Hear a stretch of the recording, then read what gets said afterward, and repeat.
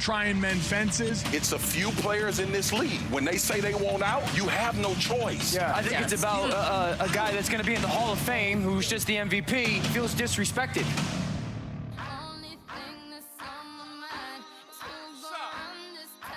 Keyshawn J. Will Zubin, presented by Progressive Insurance. All guests join us on the Goodyear Hotline. It's amazing that this story involving Aaron Rodgers would be the third thing we get to, which tells you just how busy yesterday was, right? And Adam Schefter comes out with this report. It was at mid-afternoon?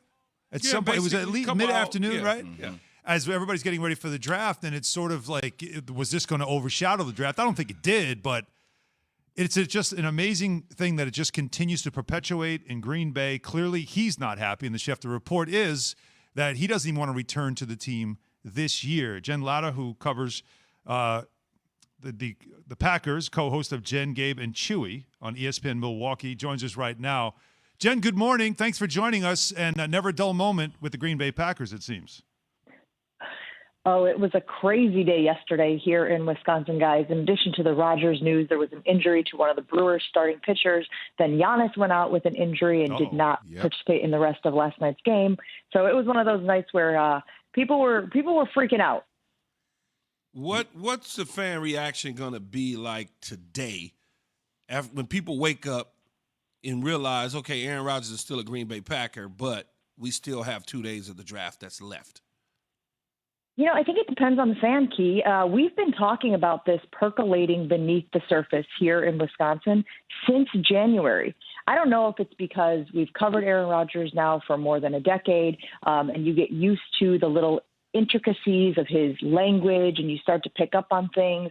He talked about beautiful mystery several months ago. And then, of course, the signing bonus kicked in. And then, of course, the Packers are looking for money, but they aren't able to tap into Aaron Rodgers' restructure, which would have given them a ton of money to work with against the salary cap. And you just started to feel like something is up here. And we've been talking about it. Some fans have decided to stick their heads in the sand and say that it was a media creation. But yesterday, I think, was the first time that a lot of fans realized this was not something that we were creating for drama because it was a slow off season and we just wanted to, stir up controversy. These two sides haven't been seeing eye to eye. Aaron Rodgers feels disrespected. And I think there is definitely a portion of the fan base that is freaking out. Some have kind of come to the realization that it is probably not going to end kindly. He may, end up like Brett Favre, where he finishes his career somewhere else.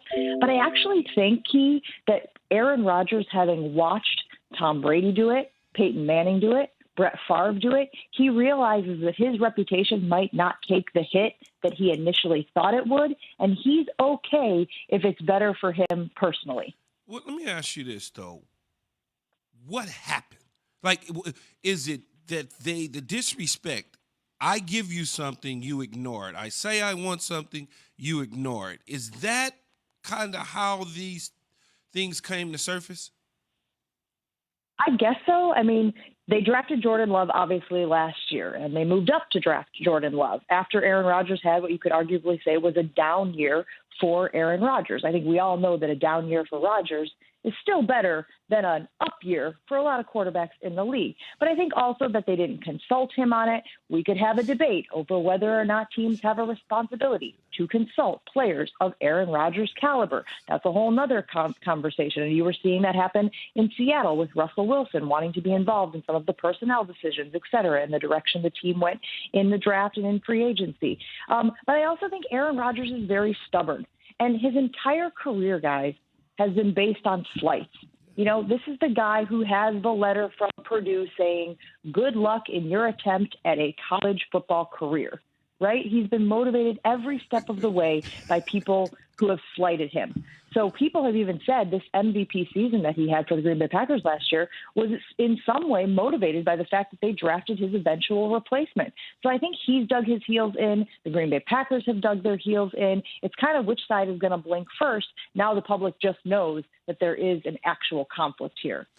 Jen, so last night they take another guy, a cornerback, And our producer put up this great note on our board. They have drafted 9 defensive players and a quarterback to replace him with their last 10 first-round picks. That just blows my mind when you're thinking about the reigning MVP. That's been your draft strategy? That's trolling.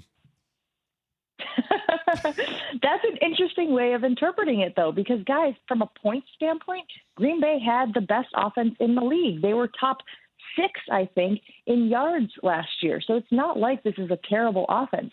Devontae Adams, as you guys know, is one of the best wide receivers in the league, if not the best. Aaron Jones could certainly make a case for himself being in the top echelon of running backs. He had Corey Linsley, who they obviously moved on from, but he's got David Bakhtiari. There are pro players all around him on the offensive side of the ball. You could argue that they have gone cheaper with wide receivers and some of the skill position players, but Bobby Tunyon has emerged as one of the best tight ends in the league. So I don't know how much I buy into this idea that they haven't supported Aaron Rodgers with offensive players. Again, they were in the NFC Championship game last year. You could argue it was because of Aaron Rodgers, but those guys were making plays too. I said to you guys when we did our mock draft the other day, I thought they were going to go defensive. I thought they were going to go cornerback. I wasn't surprised that that's the direction they went in the draft last night, because it was absolutely a position of need for them. They wanted somebody opposite of Jair Alexander to be able to hold down that secondary. Okay, so does Aaron Rodgers get moved before the season starts? And if he does, give me your top 3 locations where he will go. Yeah, that's a really great question. I know we're going to discuss that on our show this morning. What will Aaron Rodgers do in 2021? Will he play for Green Bay? Will he retire? Will he sit out and then be in breach of contract? These images, like these styles together, like that's going to be successful for him, you hope. Yeah. You don't.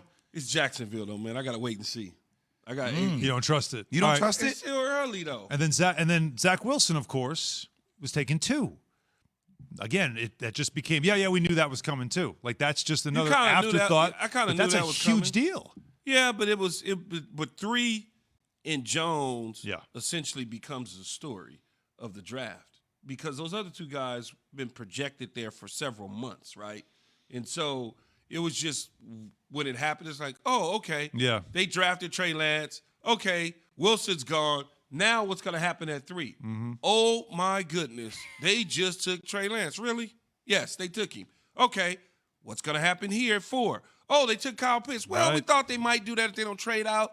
Oh, what's 5? Oh, okay, well, we thought that might happen with Chase. And then things started, and as these teams started coming, you're like, ooh, he's still sitting there. Mm-hmm. Okay. All I know the green is, room is getting mighty empty, and then all of a sudden, as you start to get closer to New England, you're like, well, New England, it makes a little bit of sense. Okay, New England's going to do it.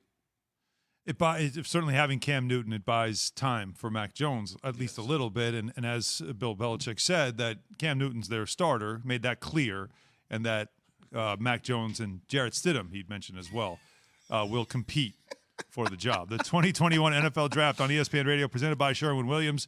Second, third round coverage begins tonight, 6 p.m. Eastern on most ESPN radio stations. So there were many, many headlines, many things to get to. The Aaron Rodgers thing we haven't even touched on yet, and that was a huge story. Trey Lance, number 3 overall. Said by Keyshawn. And the Bears, of course, as Jay mentioned very excitedly, they made a bold move to get their quarterback, maybe their QB1, at least of the future. But will this one finally break that long trend in Chicago? That is all coming up next. 888-SAY-ESPN, 888-729-3776, of course.